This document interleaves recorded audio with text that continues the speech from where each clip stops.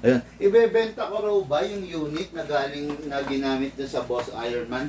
Ang sagot doon, hindi ko po siya ibebenta, no?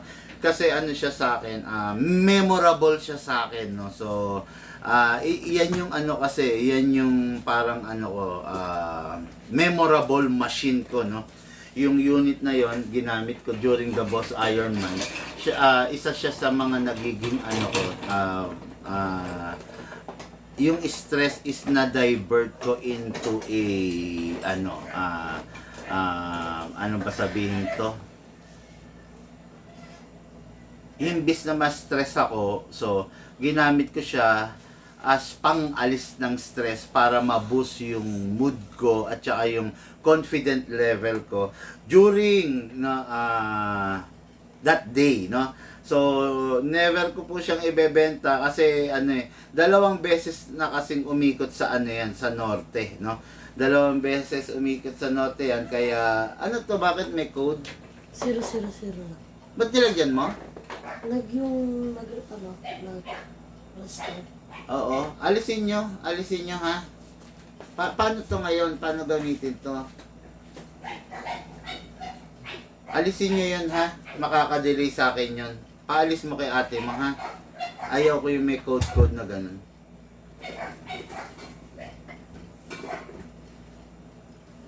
Ayun. Sandali mga karsa, paayusin ko lang to.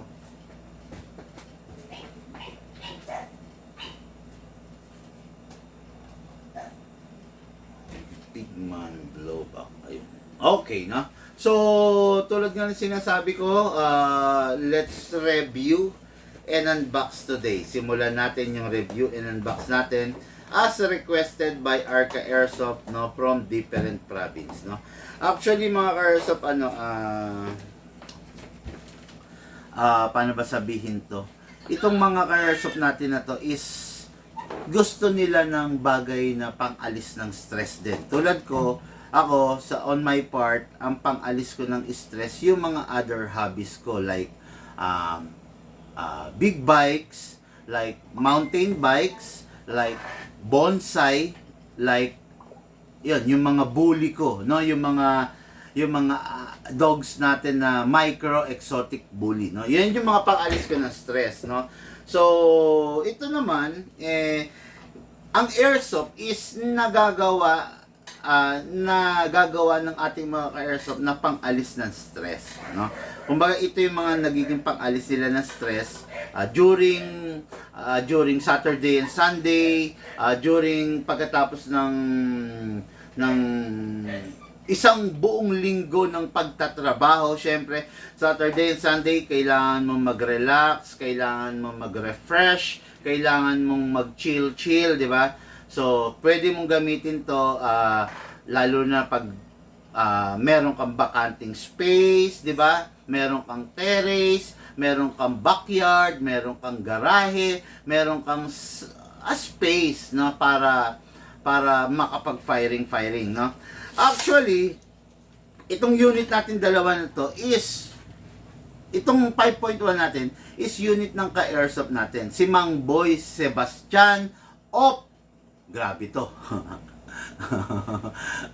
No, of Naga City. Okay, layo ng lugar ni Mang Boy Sebastian. Si Mang Boy Sebastian is sa kasalukuyan is ex barangay captain. Okay, diyan sa I don't know sa barangay diyan sa Naga City, no. So itong unit na to babiyahe sa Naga City, kaya kailangan nating i-review and unbox sa harap ng i-guide yung ating bossing para malaman niya yung proper way ng paggamit nitong unit na to. Okay? So, let's begin. Ito yung unit niya. This is the 5.1 2011 High Kappa from the SRC family. So, what is good and special about this? Sa presyo niya na mura lang, ano siya, talagang masasabi natin na the best, no? Hindi ganun kadugo yung presyo nito, pero yung quality is nandito talaga, okay? Then, next unit natin is unit ng ating ka-airsoft na naman, no? Justin, Sir Justin, ito po yung unit mo. This is a 4.3 naman. Itong isa kanina is 5.1 while this is a 4.3. So, ano yung pinagkaiba nila? Yung size, no? Mas maiksi ito kaysa dito. This is a 4.3 and this is a 5.1. So, ayan, pakita natin. Parehas sila ng brand, ayan, no? 4.3 and 5.1, parehas sila ng brand. So, napakaganda nila. Nasa high-end category. So, expected na natin pag nasa high-end category, talagang quality. Pwede sila sa 12 kg, pwede sila sa 14 kg at pwede sila sa CO2. Okay? Hindi lahat ng mga pistol is capable of that, no? Mostly, may gas na ba? Mostly of the pistol, mga airsoft, capable only of 12 kg, which is true. It is because yung 12 kg, yun yung standard gas na pwede mo talagang gamitin sa unit natin, no? Yun yung standard talaga. Ngayon, hindi mo pwedeng gamitan ng 14 kg at ng CO2 yung mga unit na hindi naman compatible doon. Ang risk pag ginamitan mo is pinapadali mo yung buhay ng mga unit, no? Kaya it is very important na malaman ninyo kung ano yung compatible doon sa unit ninyo at malaman ninyo kung ano yung tamang gamitin para doon sa unit ninyo. Tandaan nyo, hindi lahat ng unit pare-pareho. Hindi ko mo nakita nyo yan, airsoft is parehas na doon sa isang airsoft o doon sa isang airsoft. Hindi, magkakaiba po yan, no? Magkakaiba ng compatibility. Kaya ako, ang masasuggest ko sa inyo, always makipag-ugnayan kayo dun sa dealer ninyo. Always, huwag kayong magpapadalos-dalos. Kasi sayang yung unit ninyo, no? Pwedeng masira agad kung sakasakaling mali at hindi tama yung paggamit ninyo. Okay? So, mga airsoft, let's begin. This is the 5.1 unit ng ating ka-airsoft. Mang Boy Sebastian of Naga City. Ito na po yung unit nyo. Ida-demo yung test fire natin. Okay? Kunin natin. This is the magazine. Okay, the magazine will serve as the gas tank. No? Nandito naka-store yung hangin. So, prone siya sa pagkakaroon ng leak. Lalo na kung malalaglag. Ayan ang iwasan nyo. No? Lahat naman ng bagay, kung hindi tama yung magiging paggamit, is pwede siyang masira. Kaya ako, lagi ko sinasabi sa inyo, lagi kayo makikinig sa kung paano yung tamang paggamit para hindi po kayo mapapahamak sa unit ninyo. Okay? Kaya po kami nandito, kaya kami nagre-review and unbox ng different unit para po meron po kayong guide sa pinaka-proper way na paggamit. Lagyan mo yan ng harang, baka tumalsik eh. Kahit yung SRC, yung gano'n. Yan, okay? So, let's begin, no? Number 1, ang kinakailangan natin sa mga unit, lagi dapat nilalagyan natin ng silicone oil. Huwag natin papabayaan sa silicone oil kasi yung oil lang ang pwede mong ibigay dun sa unit mo para manatili siyang smooth, flawless, at walang problema, no? Kung sakasakali. Okay. Press the valve, then spray. Okay. After that, dito rin tayo sa ilalim. Okay. Ngayon, kunin natin yung unit. Kasa natin, i-lock manually. Siyempre, then spray tayo rito.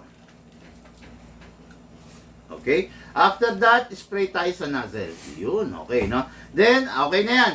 I-spray yan, slide stopper and nozzle. Sa magazine, output valve and inlet valve. Okay? Then, kuha tayo ng hangin. Pwede rito ang 12 kg, pwede ang 14, pwede ang CO2. No? Ito, papakita ko sa inyo, no? Ito. Yan. Dito sa unit na to, pwede to 12 kg. Pwede rin yung 14 at pwede rin yung CO2. Okay, dito sa unit na to, dito at saka dito. Again, hindi lahat ng unit pwede Hindi lahat ng unit pwede. Kaya huwag kayong mag-attempt kasi masisira lang yung unit ninyo. Okay? Then upside down. Pataob. Press down. 1, 2. Okay. 2 seconds, enough na yan. Bakit 2 seconds lang, Big Man? Bakit turo sa akin nung iba 5 seconds, nung iba 10 seconds? Dito sa unit natin sa Big Man, upgraded po yung unit natin, naka fine tuning, naka trigger job, kaya hindi mo kailangan maglagay ng maraming gas, no? Hindi mo kailangan maglagay ng 10 seconds, ng 5 seconds, kahit 2 seconds lang pwede na kasi matipid sa gas yung unit natin. Okay? Ngayon, ito yung unit natin. Number 1, naka-upgrade na.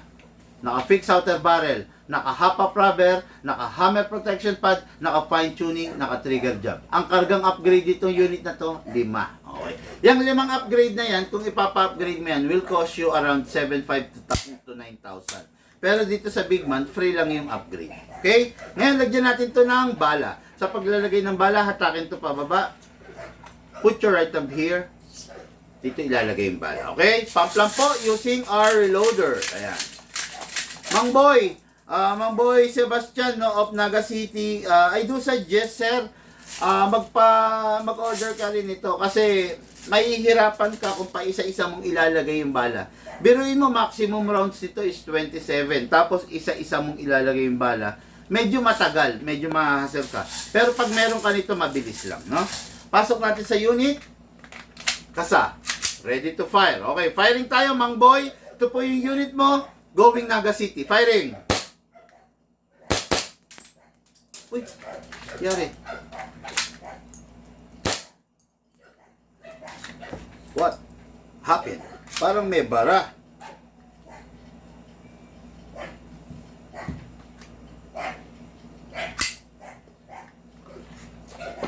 Bigyan mo ako ibang unit para wag na to. Parang merong something to may bara.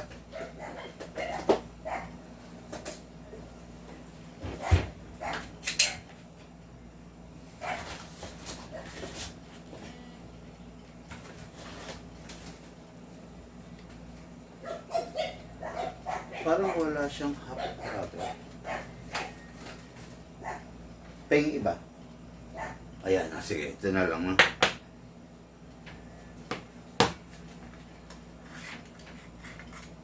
Mang Boy, palitan natin yung unit mo.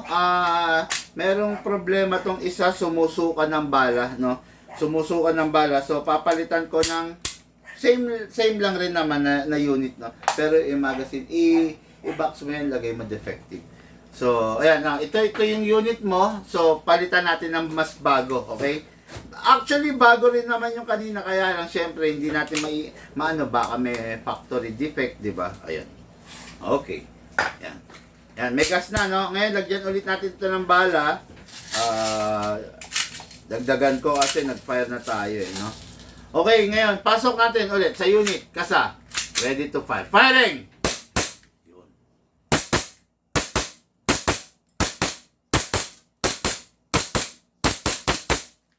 Open slide kasi po wala nang bala. Next thing to do, release the magazine, then syempre release the slide, then rest the hammer by pressing the trigger. Ayun, okay, no?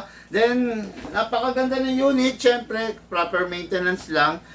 Wag gagamitin ng hindi tama. Tapos itong magazine na to, kung sakasakali, may laman pa to, Ma'am Boy, no? Ano balita? Ginagawan pa yung paraan. Sabi niya. I-debit na yung 100. Pero- Pinag-check na kanina. Pero may pera pa yan. Meron yan. Ginagawa ng paraan. Mangungutang daw sila sa atin. Sabihin mo gawa nila ng paraan, teka mo ganun. Kasi, Oo. Ayun. Tapos ito, may laman pa po ito, mapapakinabangan pa. Big Man Globak to. Kasi, Oo. Pwede pang gamitin, pero kasi syempre babiyahe to, so kailangan pa singawin namin, no? Pag hindi mo nagagamitin yung unit, make sure wala siyang lamang bala. Syempre dapat wala rin siyang lamang hangin. Kumbaga, bakante siya, no? Tandaan ninyo mga ka-airsoft, no? Bawat tao kasi merong hiyang. Look, penga akong tubig. Wow. Merong hiyang na paggamit, eh, no? Yung iba gusto nila merong natitirang hangin, yung iba ayaw nila. Dito sa Big Man, ang tinuturo ko, dapat kung i-stock mo yung unit mo, walang lamang hangin. Bakit? Kasi due to our weather, minsan mainit, minsan malamig, minsan mainit, minsan malamig. Yung hangin natin, minsan mabigat, minsan magaang, minsan mabigat, minsan magaang, minsan malakas, minsan mahina. Dahil sa pabago-bagong temperatura rito sa atin sa Pilipinas. Okay? Pag malamig ang panahon, weak yung hangin, mabigat siya. So, mahina siya. Pag mainit naman ang panahon, lumalakas yung pressure ng hangin dito. Kaya, ako I do suggest para yung stable, para yung valve ninyo consistent, huwag kayo mag-iiwan ng hangin. Okay? Press lang to. Yun. Dami laman, di ba? Ang dami nyo pang maipa-fire nun, no? So, okay na yun. So, ito, unit ng ating ka-airsoft, Mamboy Sebastian of Naga City, ex-barangay captain. Ito na po yung unit mo, bossing. Pang alis mo ng stress, lalarga na, papunta dyan sa'yo. Okay? So, next unit natin. Unit ng ating ka-airsoft, Sir Justin. Okay, no? Ito po yung unit mo. What is good and special about this? Yung kanina is 5.1. This is a 4.3. Mas maiksi siya. Mas paano ba? Snub nose, no? Okay. What is good and special about this? Full metal, parehas yan, mula ulo hanggang baba, no? Itong unit na to, napakaganda. It is because pure black siya. Elegant black. Sabi nga matte black. Elegante. Napakaganda niya, no? Siyempre, kaagapay ng pagiging maganda niya, kailangan maalaga ka. Sandali mga ka-airsoft. Inom lang ako.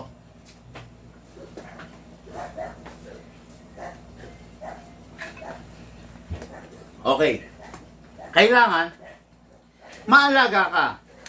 Ano ba yung tamang pag-aalaga? Halimbawa, pasmado ka. Pasmado yung kamay mo. So, kung pasmado ka, ginamit mo siya. Lahat ng pawis ng kamay mo is napunta rito. Pag napunta rito, yung pawis ng kamay mo, ang tendency yung acid na pupunta dyan. So, alloy ito. Alloy ang mga airsoft natin. Full metal alloy. So, ang alloy, medyo hindi niya gusto ang acid. Diba? Nalulusaw siya, nagko-corrode siya pag acid. Kaya, yun ang kailangan mong iwasan. Yung acid na pino-form ng kamay mo, kung pasmado ka, hinawakan mo siya, bago mo siya itatabi, lilinisan mo siya. Kuha ka ng basahan na malinis, tela na malinis, sprayan mo ng konting silicone oil, tapos, yun ang ipapahid mo sa kanya bago mo itatabi. Okay? Kasi, yung mga coating niyan is powder coated lang. So, eventually, pag nagasgas, tapos, dumikit dun yung acid, eventually, pumapangit yung unit. No? Kaya ako, lagi kong pinapayo sa inyo, from time to time, yung unit ninyo, lilinisan ninyo. Unas lang naman, no? Huwag tayong tama rin, kasi sayang yung unit, biruin mo yung unit. Napakaganda. Tapos biglang madadali lang, masisira lang, 'di ba?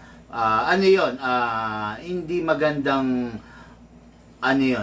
moves or hindi magandang kaugalian, 'di ba? Na pag yung unit mo ginamit mo diretso tabi, wag. Punasan mo para maganda siya. Okay? So, let's begin. Unit natin kay Airsoft. Sir Justin, ganun pa rin. Kailangan nating silicone oil. Press the valve. Then, spray. Okay. After that, dito rin sa ilalim. Okay. Ngayon, kunin natin yung unit. Ito yung unit. Ikasa natin. Ilock natin manually. Then, spray tayo rito. Ha? Spray. Okay. Then, spray po tayo rito sa nozzle. Tandaan nyo, huwag nyo kakalimutan mag-silicone oil. Huwag po kayong tatamarin mag-oil kasi yung oil lang ang tanging maibibigay ninyo dun sa unit ninyo na pwede niyang pakinabangan. Actually, hindi mo naman siya pwedeng pakainin, hindi mo naman siya pwedeng paliguan, di ba? Yung oil lang ang pwede mong ibigay sa kanya para mag-perform siya ng maayos. Okay? So, ngayon, kunin natin to. Ganun pa rin. 12 kg, 14 kg, and CO2. Compatible dito. Nasaan na yung gas? 12 kg, 14 kg, and CO2. Compatible dito. Okay. Upside down, then press down. 1, 2. Okay. Bakit kailangan pataob? Bakit kailangan pataob yung gas pag naggagas? Bakit hindi pwedeng patayo lang na ganyan? Okay. Kasi mga ka-airsoft, may liquid formation dito sa loob. Then, meron din gas dito sa bandang taas. Okay, sa loob nito. Ngayon, pag itinaob mo, ang itinatransfer mo sa unit mo is yung nag-form dito na gas, hindi yung liquid. Okay? Ang pinapasa mo rito is yung gas na nandito, hindi yung liquid formation sa loob. Pag ganyan ang ginawa mo, ang nangyayari, nawawala yung generated liquid dito sa loob. Okay? Ang tinatransfer mo is liquid. 'Di ba? Kasi, ganito, tandaan nyo, ang gas laging nasa taas yan. Laging nasa taas yan. Ngayon, pag ibinaba mo yan, ibinaba mo ganon, nandito na ngayon yung gas, nandito yung liquid formation. Kadugtong nitong bulb na to is mahaba, di ba? Para i-transfer niya. Ngayon, ang kailangan mo i-transfer is yung gas, hindi yung liquid. Pag ganyan, ang matatransfer, yung liquid. Okay? Kaya mga ka-airsoft, ayun, sunod lang kayo sa payo na binibigay natin, no? Kasi meron dito, kaya ako diniscuss yun, meron ka-airsoft na mali yung paggagas niya. Actually, pag ganyan, dinidiin niya to. Mali po yun. Ang pinaka-proper po is pataob. Okay? Ngayon, hatak pa baba, put your right thumb here, then dito ilalagay yung bala. Ayan, okay then, kalugin lang po natin sideways. Ayan, pag nakalug na natin sideways, yan, okay na yan. Proper orientation ng bala, left, right, left, right, left, right, left, right. Pasok sa unit, may silicone oil na. Pasok sa unit, malakas. Huwag nyo itutulak kasi baka hindi mag-lock. Malakas, kasa. Ready to fire. Okay? 4.3, napakasarap, napakaganda, aggressive, napakapalag. You know? Naghanap ka ng malakas ang recoil. Ito. Talaga malakas to kasi 4.3 siya. Firing po tayo. Firing!